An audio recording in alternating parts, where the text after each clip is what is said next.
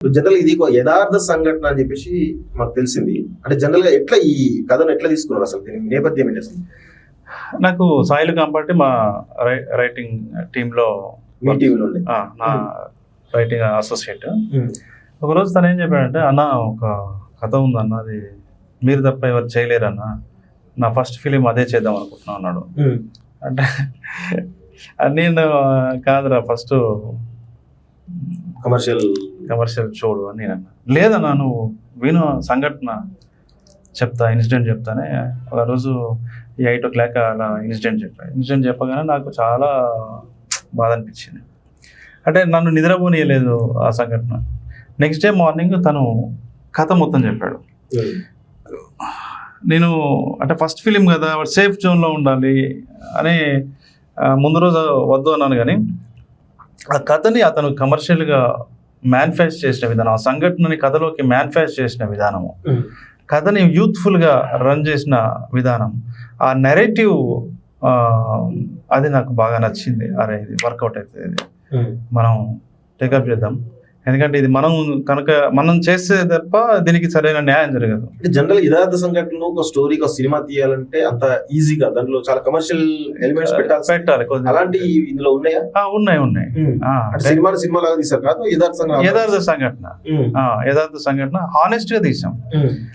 అలా అని నీకేమి దిగజారిపోయే సీన్స్ కానీ అలా ఏమి ఉండవు. అందులో రొమాన్స్ ఉన్న రెస్పెక్టబుల్ గా రొమాన్స్ ఉంటుంది. So it's a commercial package. Okay, general ఒక సినిమా తీయాలంటే చాలా మంది ఒక వెల్ నోటెడ్ పర్సన్ అంటే యాక్టర్స్ ఉండాలని అనుకుంటారు, వాళ్ళతో మార్కెట్ అవుతుందని చెప్పేసి ఒక పర్సెప్షన్ ఉంటుంది. జనరల్ సినిమాకి మార్కెట్ కావాలంటే, కానీ ఈ సినిమాలో అందరు కొత్త వాళ్ళే అనిపించింది నాకైతే. హీరో, హీరోయిన్, కొత్త క్రూ, అందరు కొత్త వాళ్ళు, అంత కొత్త వాళ్ళు అనిపించింది. అందరు కొత్త వాళ్ళే. ఏ ధైర్యంతో ఆ కొత్త వాళ్ళ పెట్టుకుని అంటే ఈ కథకి కొత్త వాళ్ళే కావాలి, ఎందుకంటే ఇది రియల్ గా జరిగిన జీవితము, దీన్ని చూస్తున్నాము తెర మీద, నిజంగా మనుషులను చూస్తున్నా అనే ఫీలింగ్ చూసే ఆడియన్స్ కి కలగాలి అని అంటే కొంచెం అన్నోన్ ఫేసెస్ ఉండాలి. అలా ఉంటే ఏమైందంటే నిజంగా వాళ్ళని, రాజుని, నిజంగా రాంబాయిని చూస్తున్న ఫీలింగ్ కలుగుతుంది. పైగా ఇది ఒక స్మాల్ ఫిలింగా చేద్దాం అనుకున్నాం కాబట్టి పెద్ద స్టార్లు మనకు అవసరం లేదు. ఇలా కథ పరంగా, మార్కెట్ పరంగా అందరు కొత్త వాళ్ళే కావాలని చాలా రోజులు వెతికి అంటే ఇది కొంచెం డేర్ స్టెప్పే కదా. డెఫినెట్లీ ఇవన్నీ ఆలోచించారా? నేను ఒక డేర్ స్టెప్ వేస్తున్నాను, ఇందులో సక్సెస్ అవుతాను, ఫెయిల్ అవ్వచ్చు, సక్సెస్ అవ్వచ్చు అనే. మనం ఏ పని చేసేటప్పుడైనా ఫస్ట్ నేను ఏదైనా పని చేస్తున్నా అన్నప్పుడు ఇందులో ఛాలెంజెస్ ఏముంటాయి అనేది ఫస్ట్ నేను అర్థం చేసుకుంటాను. అందులో ఛాలెంజెస్ ని అర్థం చేసుకుని అడ్వాంటేజ్ తర్వాత అసలు ఈ పని చేయడం వల్ల మనకి ఏం డిసడ్వాంటేజెస్ ఉంటాయి అనే దాని మీద నేను ఎక్కువ వర్క్ చేస్తాను. సో ఫస్ట్ నేనేమనుకున్నానంటే, ఇది ఫస్ట్ ఈటీవీ విన్ వాళ్ళు ఓకే చేయాలి. ఓకే, అది ఫస్ట్ సక్సెస్, ఓకే చేశారు, దాంతో మీకు ఫుల్ కాన్ఫిడెన్స్ రావచ్చు. సెకండ్ సక్సెస్, ఇది ఒక ప్రామినెంట్ డిస్ట్రిబ్యూటర్స్ చేతిలో పడితే బాగుంటుంది, ఎక్కువ థియేటర్స్ వస్తాయి అన్నప్పుడు బన్నివాస్ గారు, వంశీ నందిపట్టి గారు, వాళ్ళు ప్రామినెంట్ డిస్ట్రిబ్యూటర్స్, ఇప్పుడు ఇండస్ట్రీలో వాళ్ళు వన్ ఆఫ్ ద టాప్ డిస్ట్రిబ్యూటర్స్గా ఉన్నారు.